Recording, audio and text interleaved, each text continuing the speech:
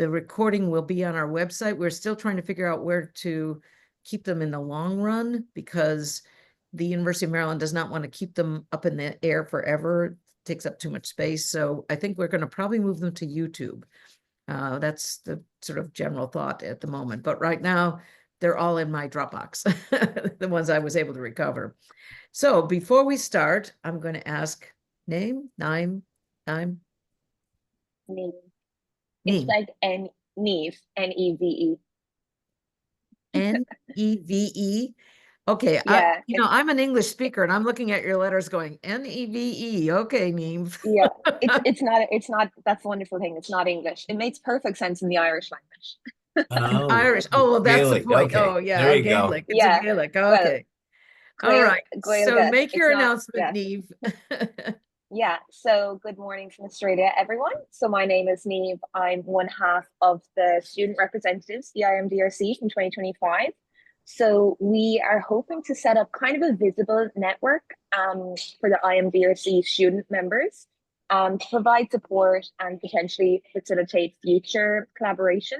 So we're going to have our first Getting Connected session on the 13th of March, 3 p.m. Eastern Standard Time, 8 p.m. Greenwich Mean Time, and for me in Australia, 7 a.m. on the Friday, March the 14th.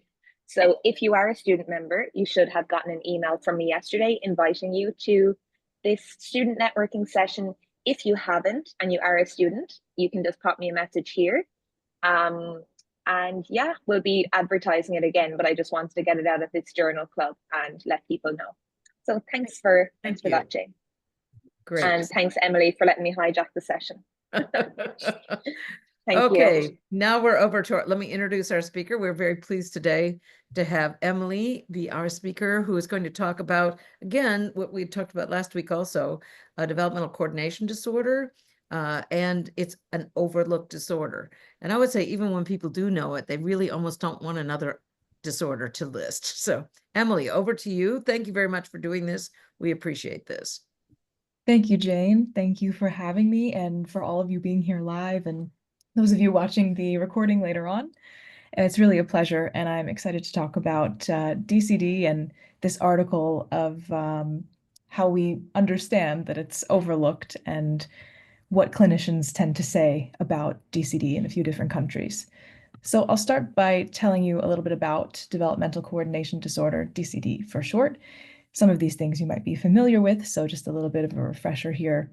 And according to the latest guidelines, we use the DSM-5 and the International Consensus Guidelines for DCD. We have a list of things that are really essential for diagnosis. First and foremost, that the acquisition and execution of motor skills and related coordination are below what's expected based on someone's age.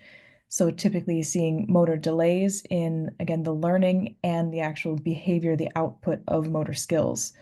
This can be with fine and gross motor skills. It could be a mix of them, one or the other, but there has to be some kind of delay and trouble with executing those behaviors. These deficits of motor skills and coordination would also significantly interfere with daily life in usually several domains. This can be self-care, scholastics, work if that's relevant, leisure and play. And the symptoms, as with any neurodevelopmental condition, which this is a condition of development, the symptoms begin in childhood. And it can be diagnosed in adulthood on the premise that symptoms began in childhood, and the person individually or maybe even their parents could vouch for that.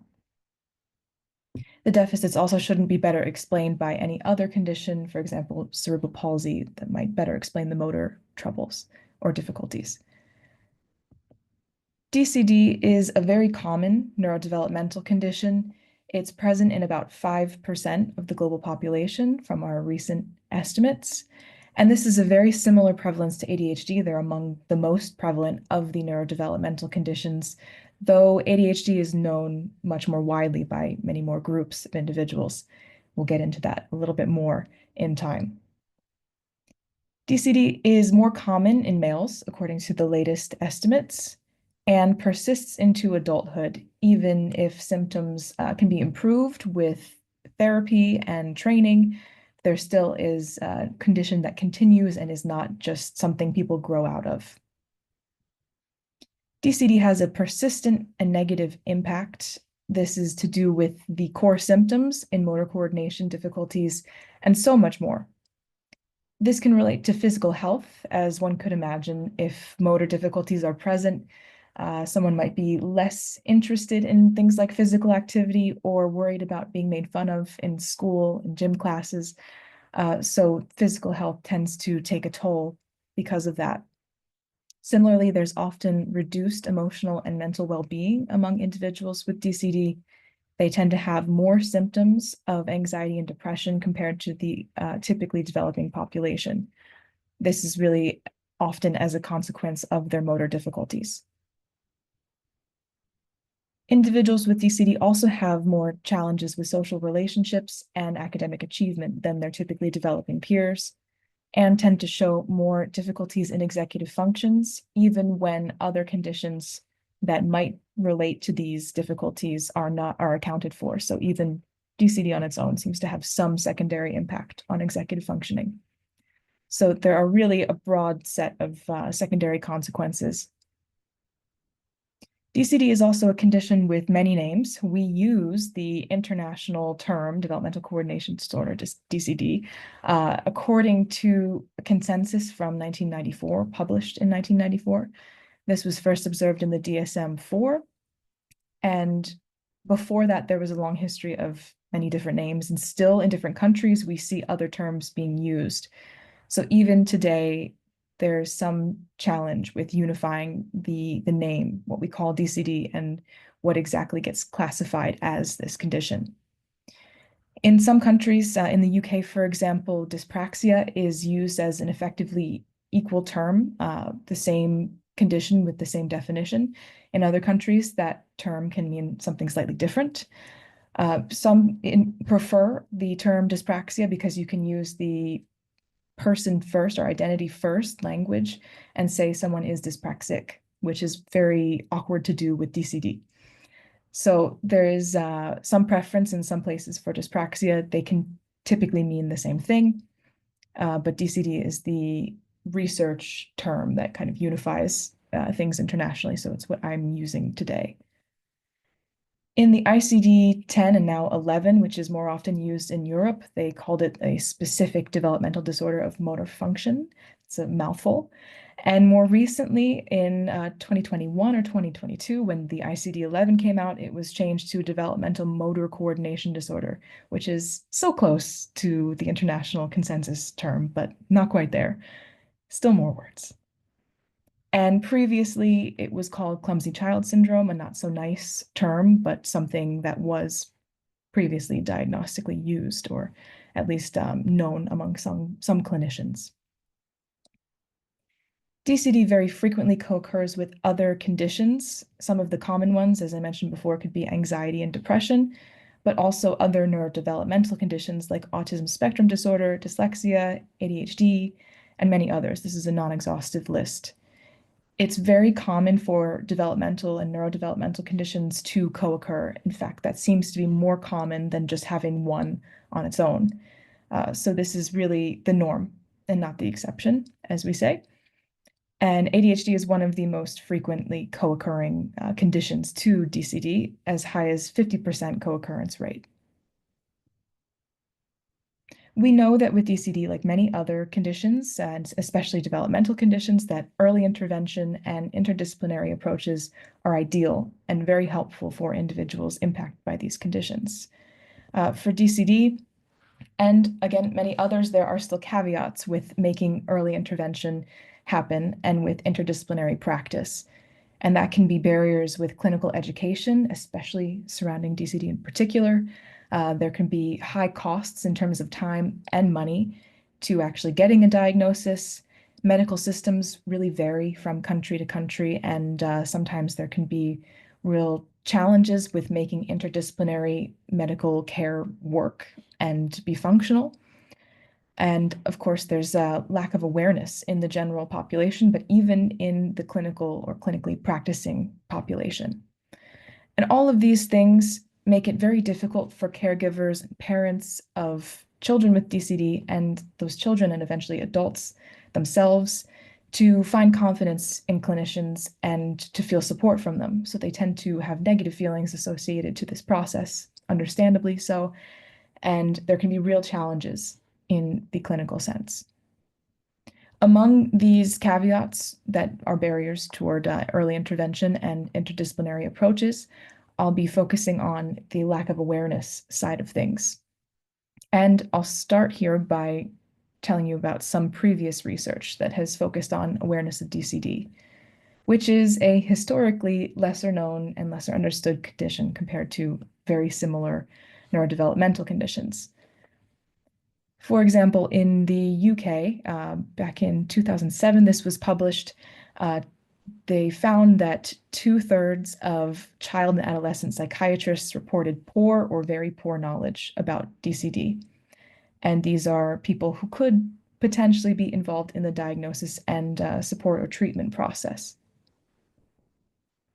In another study after that, which primarily included Canadian individuals, but also those from the US and UK, they found that 1 out of 5 psychiatrists, pediatricians, parents, and teachers reported familiarity with DCD, so concerningly low amount.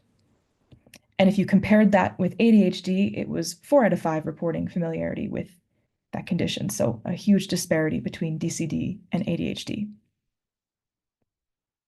In an Australian sample, they found, even a little later than that, 3 out of 4 allied health and medical professionals, teachers, and caregivers reported familiarity with dyspraxia rather than DCD.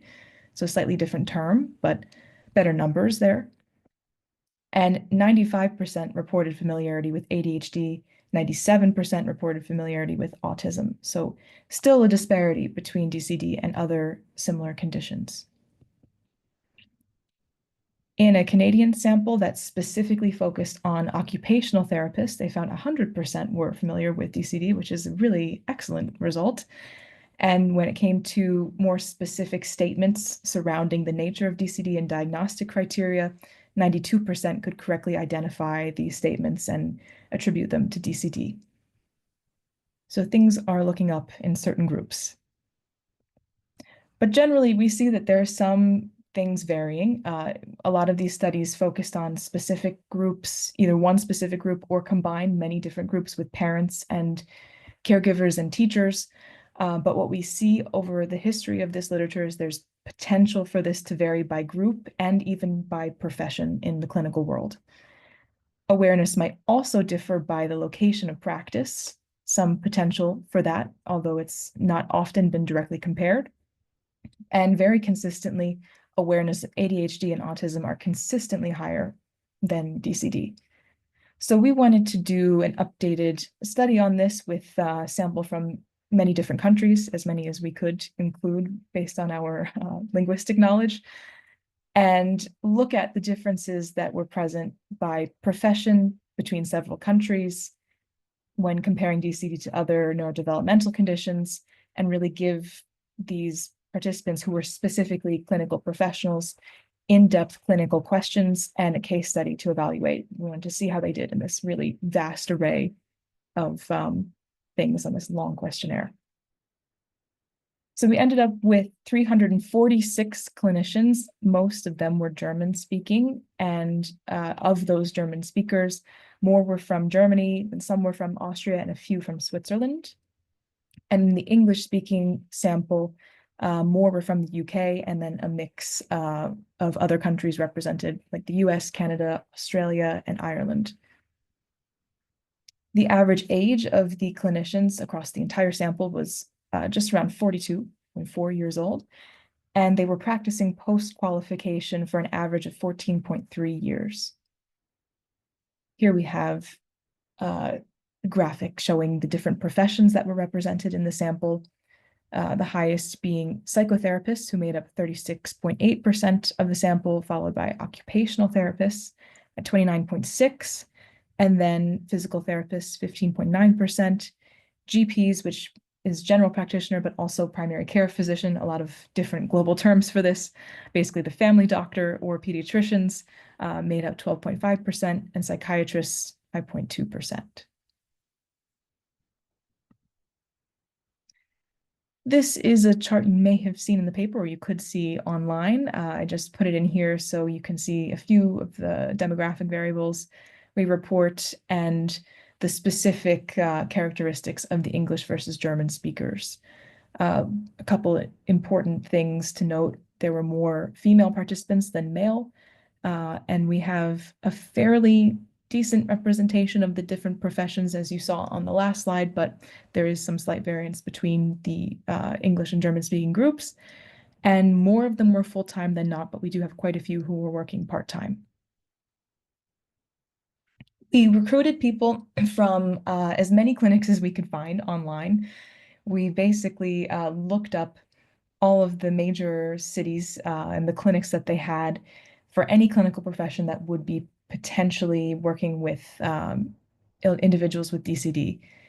And we did that across major cities in the UK and Germany. We also just recruited as widely as we could and shared it around with different clinics aside from our own. So we didn't want any influence of clinicians who may have heard my presentations about DCD before. And the online survey took about 20 minutes to complete. We included a lot of questions. We asked, of course, about demographics. We gave them a very long list of all of the neurodevelopmental conditions and asked them to fill out if they've heard of them first, and then if they've treated them before in a simple yes or no format. And we did that with all of the conditions presented in random order for each participant. We also asked them in more specific questions. We told them that we were going to ask them about 2 random conditions, but we actually always asked them about ADHD and DCD, if they could report the relevance of different areas. We'll go into that in a moment, but basically the specific features of these conditions, their in-depth experience treating them, and how easy they thought it was to treat versus how difficult, and so on. We also gave them a case study that I'll show you in a moment, which was a pretty standard case of DCD. Here it is. I'll read through just a really short part of it so you can see that at least as obvious as you can get with DCD. So we use different names as well for different countries, but Megan is a 9-year-old girl attending primary school. Her father characterizes her motor skills as inaccurate, clumsy, and somewhat poorly coordinated. When asked for more detail, he mentions difficulties with buttoning and tying shoelaces and putting in her earrings. She has inconsistent but legible handwriting and no specific problems with physical education or games at school. She's slightly hyperactive and distractible, and there were some more details about her schooling and different things. So this was the case study. This also came from a previously validated Dutch version of this. We just translated it, and we gave this to all participants and asked them questions about what the diagnosis should be, if there should be any differential diagnosis, and what they would recommend for a treatment plan. So getting into the results, I'll start with the really generic ones, but also potentially the most interesting, really general awareness and knowledge questions. This was when we asked them, have you heard of this? Yes or no? And have you treated this? Yes or no? So when we asked them, have you heard of ADHD? 95% of them said yes, and 5% said no. This probably should be 100%, but it's still pretty good and pretty consistent with previous research. And of course, different as we expected from DCD, where 58% said yes, they've heard of it, and 42% said no. And again, the entire sample is composed of clinicians.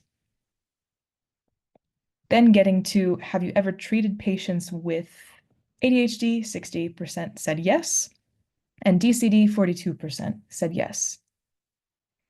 In the paper, we also have this chart. It highlights the percentages I just gave you here for DCD, but I want to point out that we also included the term dyspraxia.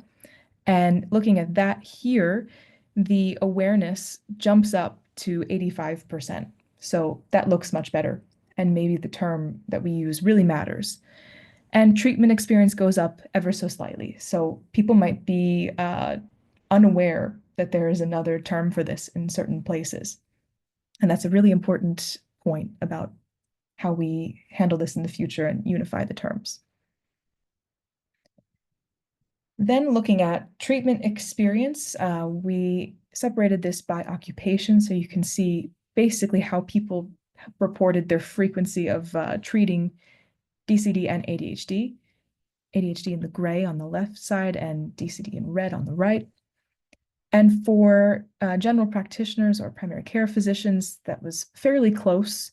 The same for physical therapists. They had pretty similar amounts of treatment experience, but we see real disparities with the other occupations, psychotherapists and psychiatrists showing the same pattern where they're reporting much more experience treating ADHD, and the opposite pattern, although a bit closer, than the psychotherapists and psychiatrists.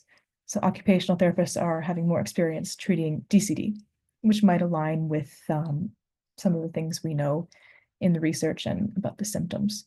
Nonetheless, all of these clinical professionals could certainly be involved in the diagnostic and treatment process at some point. We asked all the participants how easy or difficult they thought treating DCD was, and we found some interesting results here. We did find that there was an effect of that, how difficult or easy they reported it to be based on their profession. And here I'm depicting the treatment difficulty from the least at the bottom where psychiatrists are to the greatest difficulty reported by physical therapists. And interestingly, the psychiatrists find it to be the least difficult to treat compared to the other professionals. And physical therapists and occupational therapists were pretty similarly saying it's more difficult.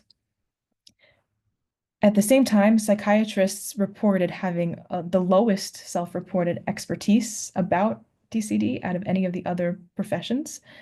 And the occupational therapists and physical therapists had the highest self-reported expertise about DCD.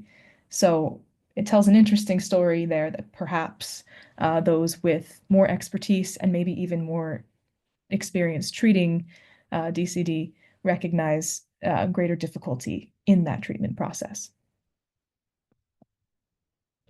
When looking at the comparison of the different language groups, which we call community comparisons pretty broadly, because it's very difficult to classify them otherwise, but we found there were no significant differences based on these communities or language groups in general awareness and treatment experience with DCD and ADHD. However, the English-speaking professionals were more aware of the specific features of DCD than the German speakers were. And the English speakers also more frequently reported that DCD continues into adulthood than the German speakers did. And here we have the different domains. We asked them how relevant each of these domains would be to the DCD diagnosis. And we also asked the same thing about ADHD diagnosis. And the English and German speakers reported a pretty similar relevance of executive functions and behavioral symptoms, but differed in their reports of emotional, social, and physical relevance of symptoms, or basically of these domains to DCD in general, where the English speakers reported that they were more relevant than the German speakers in all cases. And interestingly, that also was very clearly present in the physical domain, which should be very relevant to DCD. Notably, we didn't include this in the paper, but we did find that ADHD was rated as significantly more relevant in all domains except for physical by the entire sample. So across all of these areas, ADHD was found to have more relevance to them. So executive functions, behavioral, emotional, and social domains were more relevant to ADHD according to this sample. Looking at the case study that you saw a snippet of before, we asked them really broadly, what should the diagnosis be? What would you give as a diagnosis if you could, based on this very short background of this individual? And we were really trying to be open here with our interpretations of what they reported. We went with any past or present term that could be used for DCD, and still just 35.5% reported an accurate diagnosis. When we looked at terms that were kind of close, but not quite an official term or past or present for DCD, 28% were kind of close. They were on the right track. They put something motor or something resembling DCD, but not quite there. and 28% gave an accurate differential diagnosis that they would potentially consider ADHD, to exclude, or screen for in more detail. Now, regarding support or treatment, 61% reported accurate recommendations for this, something in line with the international guidelines for DCD, and recognized effective treatments. Sometimes they were vague, but they said something like targeted motor skill support, which is actually pretty accurate. So a lot of them are getting the support and treatment recommendations correct, but not getting the diagnosis correct, raising the question of how important are each of those things. And the diagnostic label can often be really useful and important for people with these conditions. It can give someone a sense of community. It can give access to funding, to opportunities to get support at school, that often these things would not be offered without an official diagnosis and without a clear term that represents what symptoms they're experiencing. So it can be very important. We included a sham condition, something we just made up to try and screen for potential bad responders who were maybe just listing that they knew everything, but they didn't. We called this specific motor flexibility disorder within the list of neurodevelopmental conditions, and it's not a real thing, of course. In hindsight, we probably should have gone with a name a little bit further out than this, because it sounds kind of convincing. It sounds kind of like a lot of the other terms we've used in the past or present.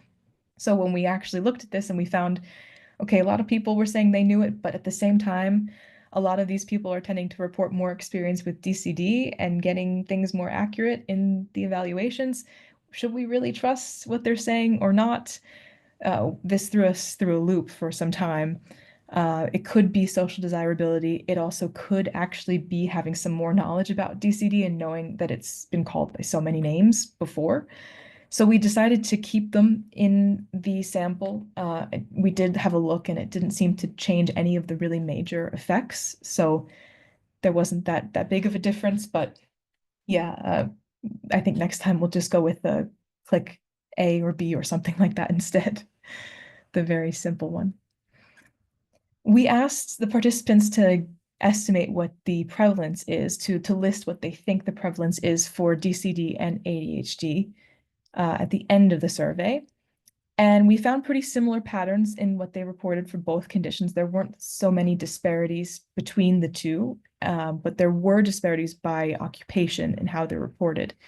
So here I have the prevalence estimates listed for DCD by profession. And the psychiatrists and psychotherapists who have less exposure and experience and rate it to be a more easy condition to treat actually were pretty accurate in their prevalence estimates. The known rate is 5%. And those who had a bit more exposure and more treatment experience overestimated the prevalence a little bit. So that is something interesting we found. And again, the numbers that they put for ADHD were pretty close. Something also we didn't include in the paper, but I'm just putting in here for your knowledge, and that we did examine this in a bit more detail, is that we looked at who the clinicians were treating, what age groups, and if that played a role. Because DCD is a neurodevelopmental condition and is often diagnosed in childhood, one of the core facets of DCD is that it starts in childhood. We thought maybe individuals working with children were at least exposed to this more in their clinical education, or it just comes up more often for them. So there could be a difference there. And we found that familiarity with DCD and treatment experience was significantly higher in the German subset of clinicians who were working with children. But the ease of treatment ratings didn't significantly differ between these groups. So they rated them as similarly challenging to treat, but those working with children did have more experience. If you're curious about any of our results, or you'd like to have a closer look at any of this, we do have an open source data set online, and you're welcome to have a look at it if you're curious. So Back to the results, we found that really, really broadly that there was greater awareness and expertise about ADHD than DCD. This is in line with previous studies. Not a huge surprise, but still concerning that it's such a big disparity still occurring. The specific knowledge about DCD varied slightly between the communities of the German and English speakers. So overall, they had a pretty similar general awareness, general treatment experience, but the specific knowledge does differ. So it could be that there are some potential regional cultural differences in education or awareness of these conditions in some deeper form. The familiarity and treatment experience varied by occupation over anything else. So that does make some sense considering the history of who tends to be working with people with DCD more often. But nowadays we know that DCD impacts a lot of mental health, and there are a lot of additional mental health concerns coming out of the symptoms. So secondary concerns, that is. So psychiatrists and psychotherapists who maybe were previously not thought to be part of this process actually could really play a critical role. More exposure to DCD might relate to a higher rate of difficulty of treating patients with the condition. So we found these kind of interesting results and potential pattern there between exposure and treatment difficulty. The case study showed appropriate knowledge of support and treatment more often than the accurate diagnosis, bringing us back to the point, how much does the label matter? And how much does it matter that they really get it spot on? Would it be okay if they find something, 28% of the sample found something similar, something tangential to DCD, but not quite there? Could we assume that maybe if they had more time to look through the manual, they might find the right diagnosis? It's hard to say, but there still are some really concerning knowledge gaps and something valuable about getting it right. So overall, we still see a very concerning knowledge gap among clinicians regarding the broad and specific nature of DCD. Naturally, there are some limitations to the study. We did have varied representation of certain occupations. There were limited numbers of psychiatrists and physicians in our sample. There were some differences in experience between occupations. Some people had more or less years of experience, which could potentially influence the results, especially by occupation. It was an online study. There is always potential for social desirability. They could have easily said they're familiar with everything when they're not, or maybe stretched the truth a little bit. The survey was also pretty long. There was a little bit of dropout, so there were some people who reported the familiarity and treatment experience and then stopped there before they got to the case study and more detailed questions.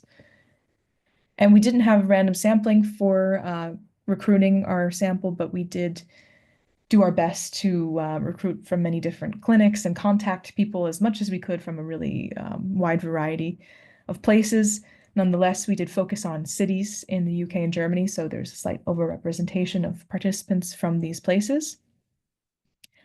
And overall, our community comparisons, we do them based on the language of practice, but they really represent people from a lot of different backgrounds who could have been trained in many different countries and then recertified where they practice now. That history is very challenging to track, and we weren't really interested in exactly where they're from, but really where they're practicing, as we could control a bit more in that regard.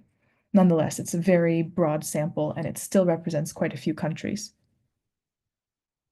Looking forward, there are a few things we might be able to consider in the research, practice, and general aspects of things. In research, we do need some more empirical evidence to look at awareness in non-English speaking communities. This was the first study, to my knowledge, that included a non-English speaking sample in a more thorough degree, to a more thorough degree. And of course, we did have English speakers in there too. So we need more representation from other places in the world, other countries, and causal research to link some of the facets here that we're looking at and really theorizing about. So, for example, looking at the level of expertise and the accuracy in diagnosis and treatment, that would be really interesting to look at in a more experimental style research. Regarding clinical training, there is a need for more in-depth education surrounding DCD. Anecdotally, I can tell you some of the things that I've come across in the German-speaking world. There is a real disparity in education on DCD that aligns pretty clearly with these differences in knowledge and treatment experience. Looking at a textbook on developmental conditions, there's 5 pages devoted to ADHD and a small paragraph at the very end on the last page for DCD. So this seems to be a recurring problem in much of the clinical education, and even more so in the professions related to mental health. Psychotherapy training, it's often written off as something that's not really relevant, but we know now it certainly is. And of course, we need additional training post-qualification with DCD research and international consensus that things have changed quite a bit over the years.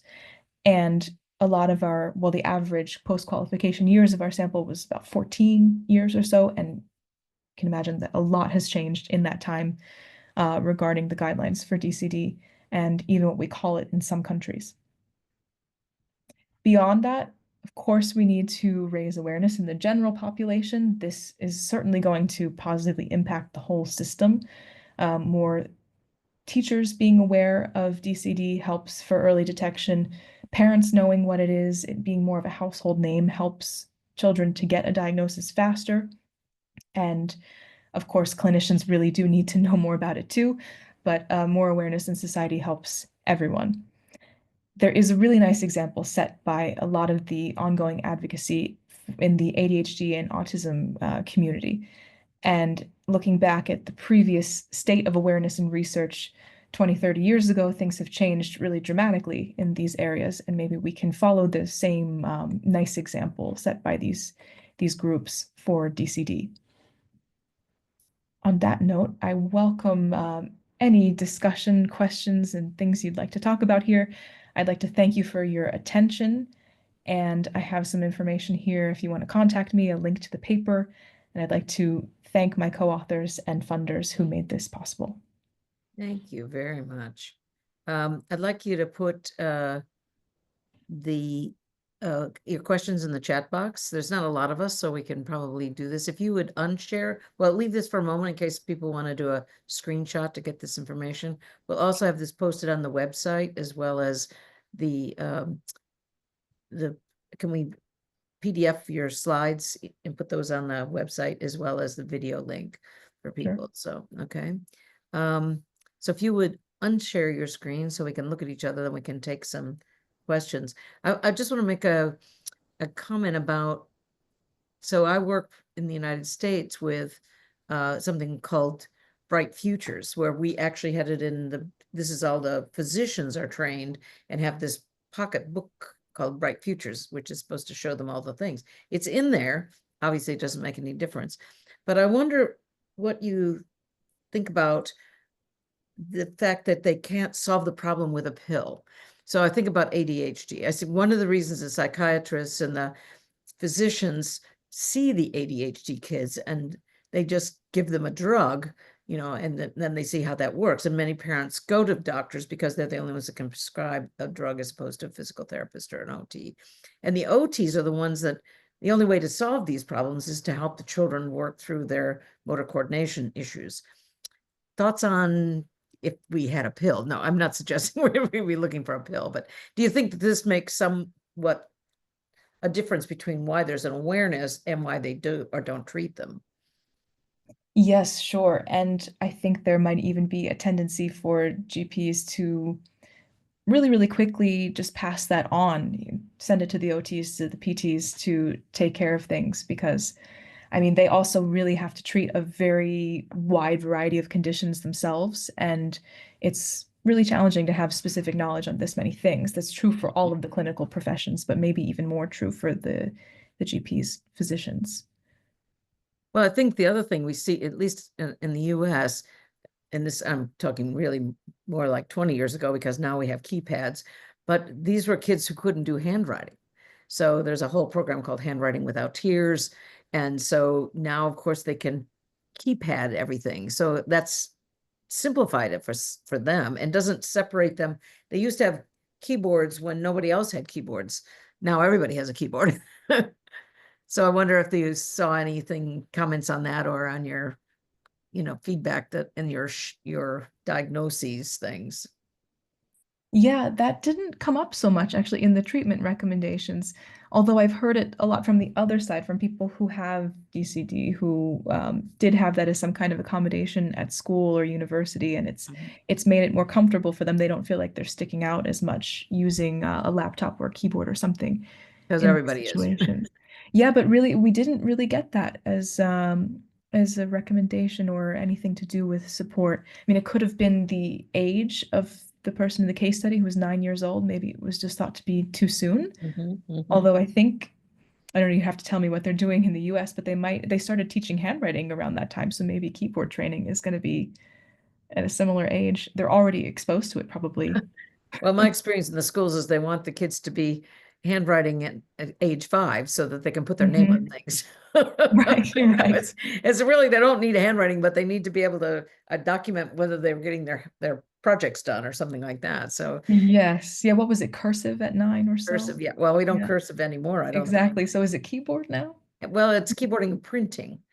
So we just print. I don't know what did the Germans still do cursive, if that's the right term. I don't know if they all do. I Well, don't think so. yeah, I think, as I recall, a biomechanics person once explaining to me about how making curves, you have this tangential velocity that you have to control. And so it's actually that's why when they first taught it back in the 30s, they taught everybody circles to do handwriting, and that's, if you ask your grandmother or your great-grandmother, that's what they'll say is they did a lot of circling because it wasn't drawing straight lines. That could be done, but it was changing direction, like to make an A in cursive and go on to something else. You have to be able to change direction of curving things. So, I don't know. I'm just making that up, but okay. So, all right.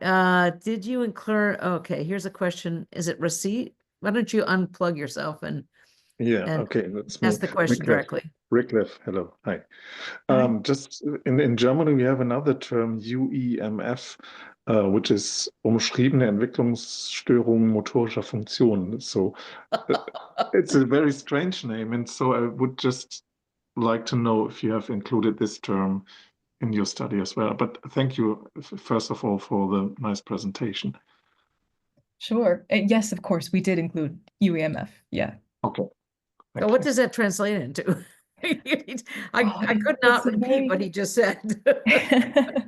It's a very strange translation. Not quite like something like specific yeah, motor problems. Yeah. Specific disorder of motor Developmental. function, Yeah. something like that. But yeah, the first word is really not so Yeah. easy to translate.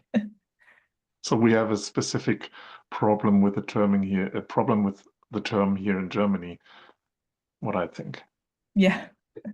It's interesting because wasn't Blanca German, the guy who wrote the original, he was the first author on the paper about Yes. what was a common term. And I don't remember when we were all being passed that back and forth that I saw Yeah. that German word.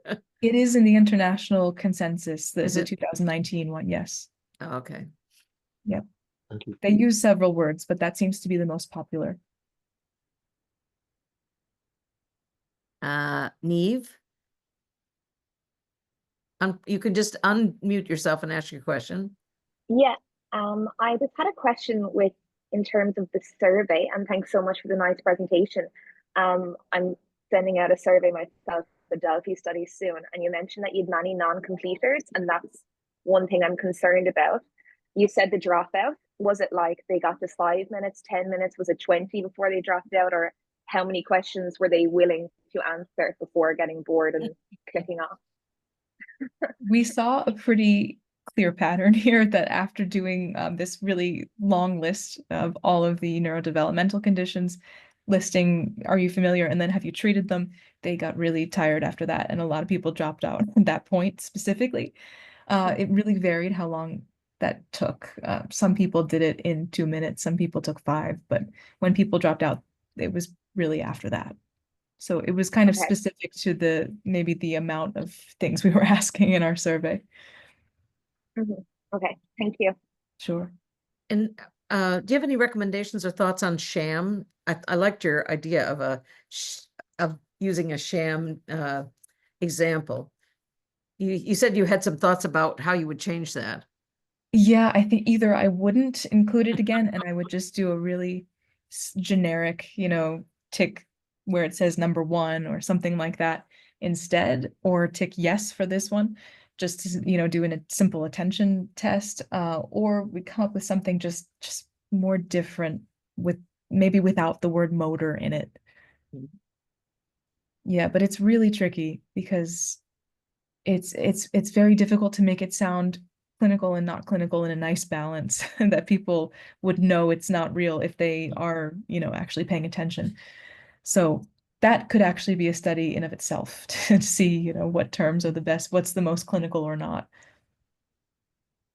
Are there any websites out there that help people train on intervening with these children? Like watching a child try to catch a ball and then seeing how a therapist works with them to do that. I'm not familiar with that. Like video guides or something. Yeah. Oh, not that I'm aware of. They could exist, at least not openly accessible ones. I know that there are trainings and things can be done virtually, but not at no cost. And Yeah. that's of course a barrier. And it really varies from country to country as well. There are some really exceptional clinicians, and they're also experts in DCD who go around and work with other clinics and raise awareness and do some of these trainings, but that's super different between countries. Yeah. A Other question. questions? I had a question about, I'm Sam Nemenich. I'm an assistant professor at Marquette University. I think this is the first time joining the webinar. So thanks for the great presentation. The data you showed about the different professions and you asked them to guess the prevalence of DCD.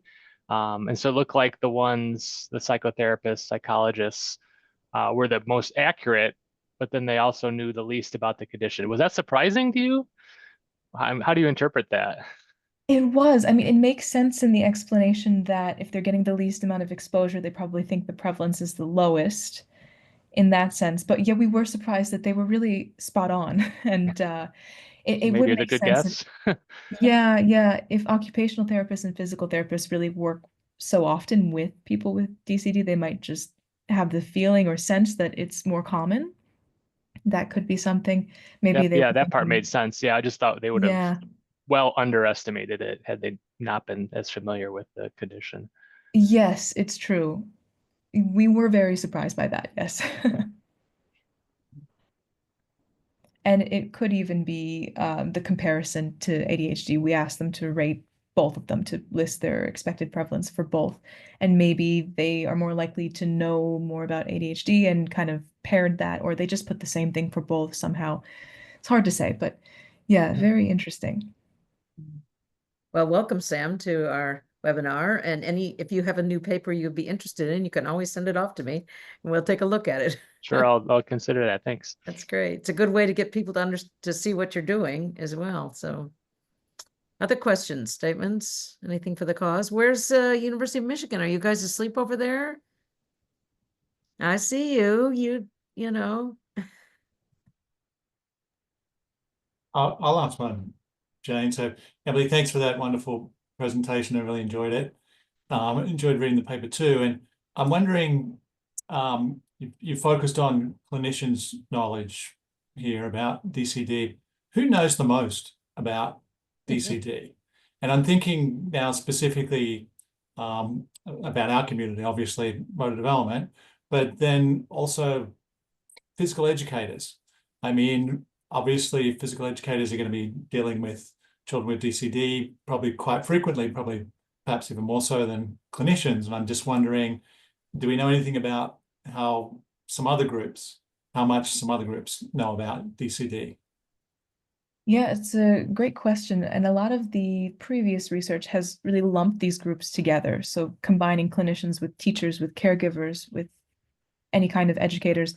And a lot of the studies also combine teachers and physical education teachers. So it's hard to really draw the line between that. I think it would be really interesting to look at these individually to see the differences between countries and simultaneously compare these different areas. So rather than lumping them together as one big group, actually say, you know, what could it even be the subject? I mean, not just physical education, but are there teachers who are interacting more, who are more involved with this sort of thing? Do school counselors know about this? Do school nurses, and all of these different areas? I think that would be really very interesting. And of course, we didn't look at that here. We assume from the previous research that it's kind of similar, that it's just generally lesser understood than ADHD, and that seems to be true across the population. But yeah, to my knowledge, there's not, at least not yet, a study that really specifically looks at this, something that could be really interesting in the future. Well, especially mean the school, specifically, the school counselors also, the ones who are yes, would point parents to certain kinds of help they might get other than in the school system as well. exactly, yes. And I mean kind of separating these different areas rather than grouping them together as one. There's Yeah. very little research on it in general, but especially to actually compare the different backgrounds of the people who are aware or not of DCD. Yeah. Dave Studden. Hi, Dave. Hello. Thank you, Emily. Sorry I jumped on late, was in another meeting. Piggybacking off David Anderson's question, comment, and integrating the Michigan lab there, folks. I'm not sure if you're aware, but they've got some data up there where 80%, and there's a data set in South Carolina, very recent, 80% of the kids are at the 25th percentile and below with TGMD data. I'm not sure what percentage are at the 15th or at the 5th percentage, but has implications for this idea right here and how that is linked to some of the other issues that are associated with it, of course. But what's it look like in Germany in terms of what's happening with the skill levels of kids? Oh, that's also a good question. I'm not so sure. I mean, yeah, there's a distinction there too between how often could it be detected in physical education? How often are there tools being used that we could see these motor deficits and difficulties? And then also how aware are these people of DCD and what classifies or constitutes something at the clinical level for motor skills?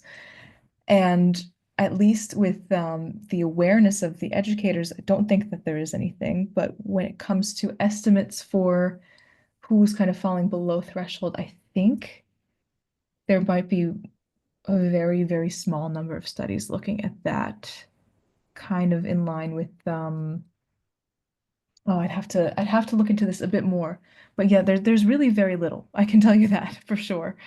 Mm-hmm. And I would assume that it's very closely linked with awareness, that there's very limited awareness. I mean, in the general German-speaking population, not much awareness is had on DCD or motor skill difficulties. It's yeah, it's a great point.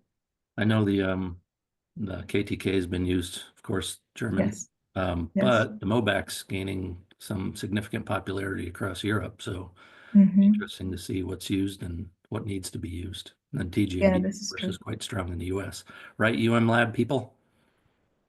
But maybe somebody else knows if there's been nationwide research in Germany. I'm not sure.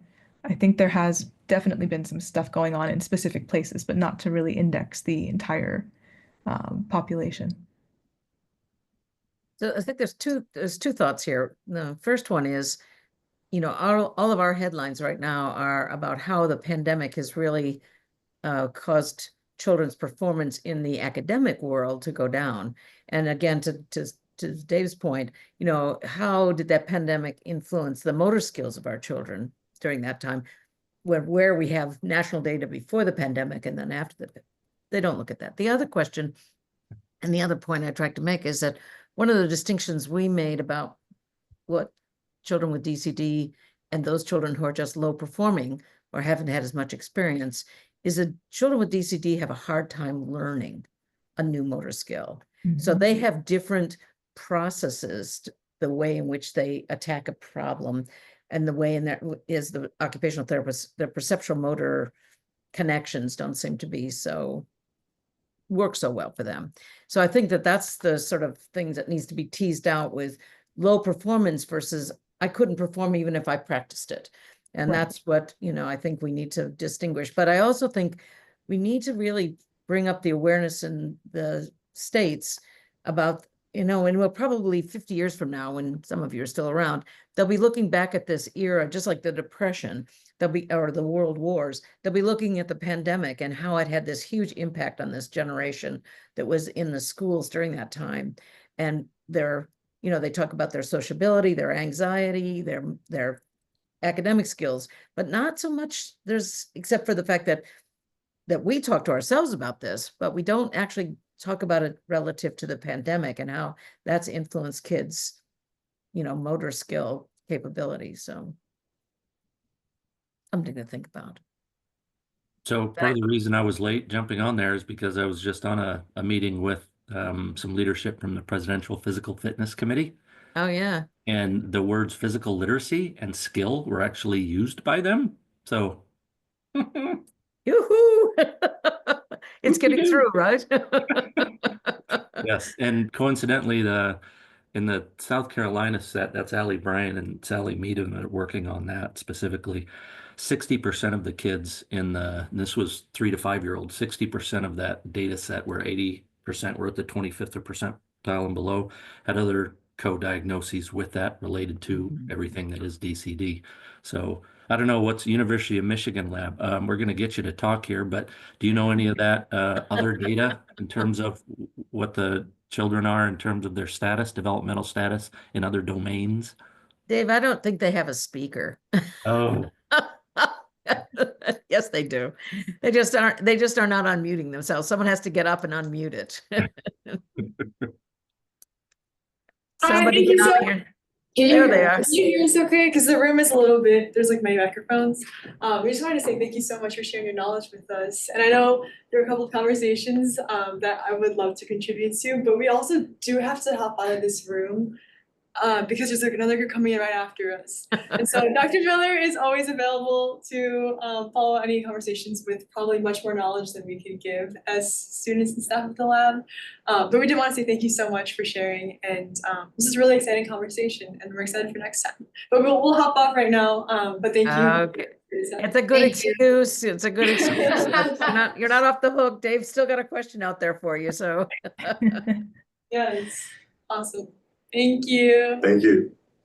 I can say what they are trying to do in terms of the DCD research, something that Priscilla actually presented last month at the last Journal Club, the impact for DCD studies going on around the world. So there are people representing several different countries trying to get some kind of initial and eventually national level look into what the experiences are like for people getting a DCD diagnosis, how aware the parents are, what the clinical process was like, who was involved, and all of these things. So I think that's heading in the direction of some kind of, multinational comparison of these things, but then really indexing the specific side of the clinicians and the teachers and educators. That is another step. great. So there's a number of people having to drop off. So I want to officially thank you on the tape. Thank you very much. You did a great job. You're a great presenter. Very thoughtful, very carefully laid out. It was very nicely done. And I want to remind everybody that our next,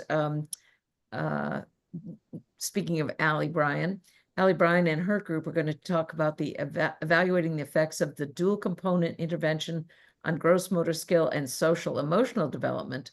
And this is going to be on March the 20th.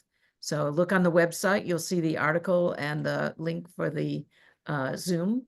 And again, I thank you for taking the time, Emily, to put this all together in a very nice package. And I think it's the kind of thing that those of people who use these recordings for their graduate classes are going to really appreciate this, because you've just laid out a nice case for this. And so, and Neve, again, you have a plug for, what is it, March 13th. Yeah, this time, March 13th.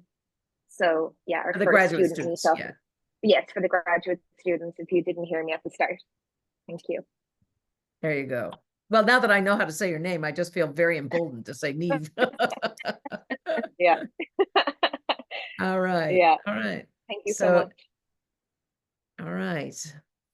And Dave just made a comment in the box about IMD. This is also to Nancy too. I-MDRC may help with an international motor development repository, kind of like they've done with some of the other repositories where we can put data together and share data all together. So this is great. And again, we're going to try to get these older ones loaded up onto the YouTube if we all agree that that's a good place to store them. So, and again, we encourage you to use them with your graduate students, or if you need an assignment for a graduate student who missed class, you can say, okay, go listen to this and give me a report on it. It's a good way to use it. Just an old teacher trick. Okay. Again, Emily, thank you very much, everyone. Thank you. Stop the recording. Yep. Yep, thanks so much. Did a great job. Thank you very much.